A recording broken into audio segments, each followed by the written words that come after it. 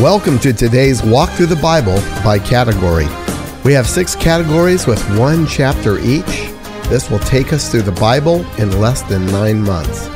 Our first category begins with a reading from the Torah, God's law through Moses. You have completed all reading of the books of the law. Our second chapter is from Israel's history. Ezra 5.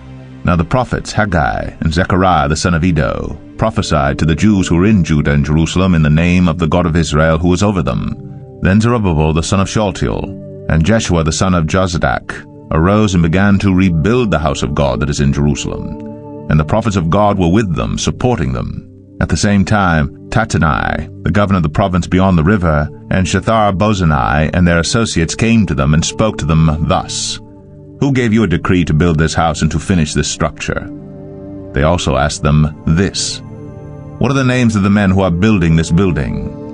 But the eye of their God was on the elders of the Jews, and they did not stop them until the report should reach Darius, and then an answer be returned by letter concerning it.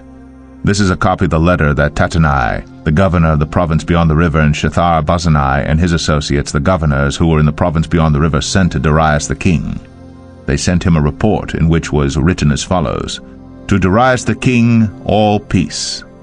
Be it known to the king that we went to the province of Judah, to the house of the great God. It is being built with huge stones, and timber is laid in the walls. This work goes on diligently, and prospers in their hands. Then we asked those elders, and spoke to them thus: Who gave you a decree to build this house, and to finish this structure? We also asked them their names for your information, that we might write down the names of their leaders. And this was their reply to us: We are the servants of the God of heaven and earth, and we are rebuilding the house that was built many years ago, which a great king of Israel built and finished. But because our fathers had angered the God of heaven, he gave them into the hand of Nebuchadnezzar king of Babylon the Chaldean, who destroyed this house, and carried away the people to Babylonia. However, in the first year of Cyrus king of Babylon, Cyrus the king made a decree that this house of God should be rebuilt. And the gold and silver vessels of the house of God, which Nebuchadnezzar had taken out of the temple that was in Jerusalem and brought into the temple of Babylon, these Cyrus the king took out of the temple of Babylon, and they were delivered to one whose name was Sheshbazzar, whom he had made governor. And he said to him, Take these vessels, go, and put them in the temple that is in Jerusalem, and let the house of God be rebuilt on its site. Then this Sheshbazzar came and laid the foundations of the house of God that is in Jerusalem, and from that time until now it has been in building, and it is not yet finished. Therefore, if it seems good to the king, let search be made in the royal archives there in Babylon to see whether a decree was issued by Cyrus the king for the rebuilding of this house of God in Jerusalem. And let the king send us his pleasure in this matter. Our third chapter is from Israel's prophets. Micah 7. Woe is me, for I have become as when the summer fruit has been gathered, as when the grapes have been gleaned. There is no cluster to eat, no first ripe fig that my soul desires. The godly has perished from the earth, and there is no one upright among mankind. They all lie in wait for blood, and each hunts the other with a net. Their hands are on what is evil to do it well. The prince and the judge ask for a bribe, and the great man utters the evil desire of his soul. Thus they weave it together. The best of them is like a briar, the most upright of them a thorn hedge. The day of your watchmen, of your punishment has come. Now their confusion is at hand. Put no trust in a neighbor, have no confidence in a friend. Guard the doors of your mouth from her who lies in your arms. For the son treats the father with contempt, the daughter rises up against her mother, the daughter-in-law against her mother-in-law. A man's enemies are the men of his own house. But as for me, I will look to the Lord. I will wait for the God of my salvation. My God will hear me. Rejoice not over me, O my enemy. When I fall, I shall rise. When I sit in darkness, the Lord will be a light to me.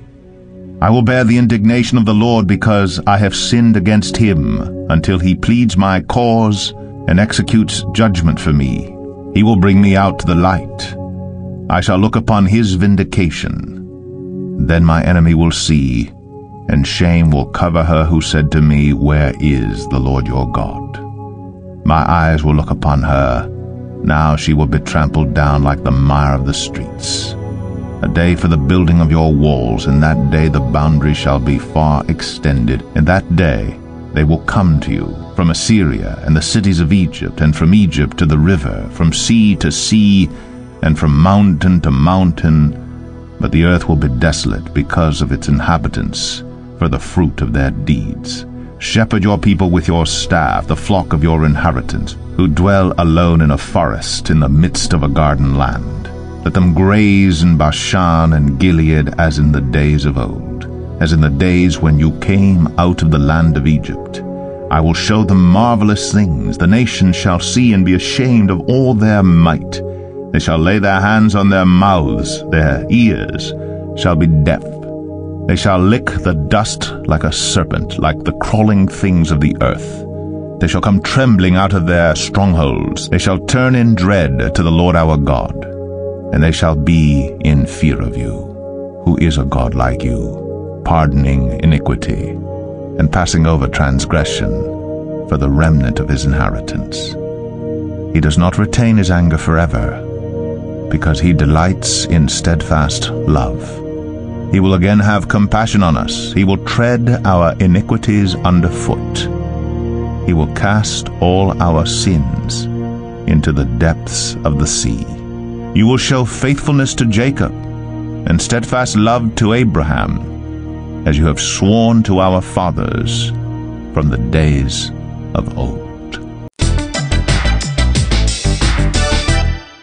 Our fourth chapter is from Israel's wisdom and poetry. Psalm 21. O Lord, in your strength the king rejoices, and in your salvation how greatly he exults. You have given him his heart's desire, and have not withheld the request of his lips.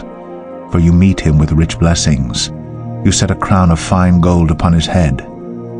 He asked life of you. You gave it to him, length of days forever and ever. His glory is great through your salvation. Splendor and majesty you bestow on him.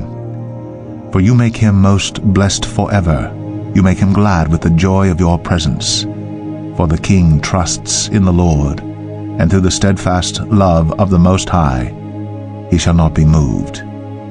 Your hand will find out all your enemies. Your right hand will find out those who hate you. You will make them as a blazing oven when you appear. The Lord will swallow them up in his wrath, and fire will consume them. You will destroy their descendants from the earth, and their offspring from among the children of man. Though they plan evil against you, though they devise mischief, they will not succeed. For you will put them to flight.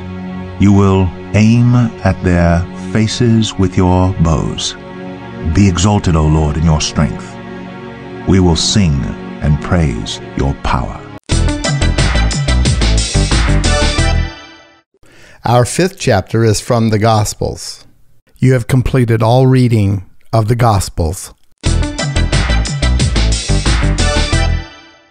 Our final chapter for today is from the church epistles, or letters. You have completed all New Testament epistles. Therefore, for the remainder, we will add Proverbs and Ecclesiastes in this category. Proverbs 11. A false balance is an abomination to the Lord, but a just weight is his delight. When pride comes, then comes disgrace, but with the humble is wisdom. The integrity of the upright guides them, but the crookedness of the treacherous destroys them. Riches do not profit in the day of wrath, but righteousness delivers from death. The righteousness of the blameless keeps his way straight, but the wicked falls by his own wickedness. The righteousness of the upright delivers them, but the treacherous are taken captive by their lust. When the wicked dies, his hope will perish, and the expectation of wealth perishes too. The righteous is delivered from trouble, and the wicked walks into it instead. With his mouth, the godless man would destroy his neighbor, but by knowledge the righteous are delivered. When it goes well with the righteous, the city rejoices, and when the wicked perish, there are shouts of gladness. By the blessing of the upright a city is exalted, but by the mouth of the wicked it is overthrown. Whoever belittles his neighbor lacks sense, but a man of understanding remains silent. Whoever goes about slandering reveals secrets, but he who is trustworthy in spirit keeps a thing covered. Where there is no guidance, a people falls, but in an abundance of counselors there is safety. Whoever puts up security for a stranger will surely suffer harm, but he who hates striking hands in pledge is secure. A gracious woman gets honor, and violent men get riches. A man who is kind benefits himself, but a cruel man hurts himself. The wicked earns deceptive wages, but he who sows righteousness gets a sure reward. Whoever is steadfast in righteousness will live, but he who pursues evil will die. Those of crooked heart are an abomination to the Lord, but those of blameless ways are his delight. Be assured, an evil person will not go unpunished, but the offspring of the righteous will be delivered. Like a gold ring in a pig's snout is a beautiful woman without discretion. The desire of the righteous ends only in good, the expectation of the wicked in wrath. One gives freely, yet grows all the richer. Another withholds what he should give, and only suffers want. Whoever brings blessing will be enriched, and one who waters will himself be watered. The people curse him who holds back grain, but a blessing is on the head of him who sells it. Whoever diligently seeks good seeks favor, but evil comes to him who searches for it. Whoever trusts in his riches will fall, but the righteous will flourish like a green leaf. Whoever troubles his own household will inherit the wind, and the fool will be servant to the wise of heart. The fruit of the righteous is a tree of life, and whoever captures souls is wise. If the righteous is repaid on earth, how much more the wicked and the sinner?